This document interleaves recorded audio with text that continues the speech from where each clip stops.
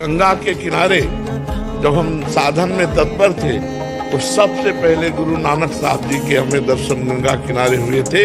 एक पट्टी पड़ी हुई थी और उसमें पंजाबी अक्षरों से लिखा था या अरबी भाषा से लिखा था, मुझे ज्ञान नहीं, पर वो कुछ लिखा हुआ था और परम प्रसन्न मुद्रा में गंगा। जबकि हमारा उस समय कहीं कोई परिचय नहीं था और जब छवि देखी तब लगा रे साहब तो हमें पहले दर्शन दे चुके थे। तो ये गुरु साहब विराजमान, वो जिस जीव को अपनाना चाहते हैं वो अपनी शरण में ले लेते हैं और उनकी आज्ञा का जो पालन करेगा वो सदा सदा के लिए उनके पास पहुंच जाएगा। तो कोई संशय नहीं। आप ये मत सोचिए कि अपने गुरुजनों के पास हम नहीं पहुंच पाएंगे या उनकी प्रकट सेवा नहीं मिलेगी।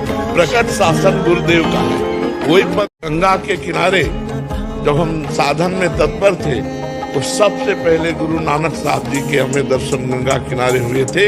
एक पट्टी पड़ी हुई थी और उसमें पंजाबी अक्षरों से लिखा था या अरबी भाषा से लिखा था, मुझे ज्ञान नहीं, पर वो कुछ लिखा हुआ था और परम प्रसन्न मुद्रा में गंगा। जबकि हमारा उस समय कहीं कोई परिचय नहीं था और जब छवि देखी तब लगा रे साहब तो हमें पहले दर्शन दे चुके थे। तो ये गुरु साहब विराजमान, वो जिस जीव को अपनाना चाहते हैं वो अपनी शरण में ले लेते हैं और उनकी आज्ञा का जो पालन करेगा वो सदा सदा के लिए उनके पास पहुंच जाएगा। तो कोई संशय नहीं। आप ये मत सोचिए कि अपने गुरुजनों के पास हम नहीं पहुंच पाएंगे या उनकी प्रकट सेवा नहीं मिलेगी। प्रकट शासन गुरुदेव का है। वही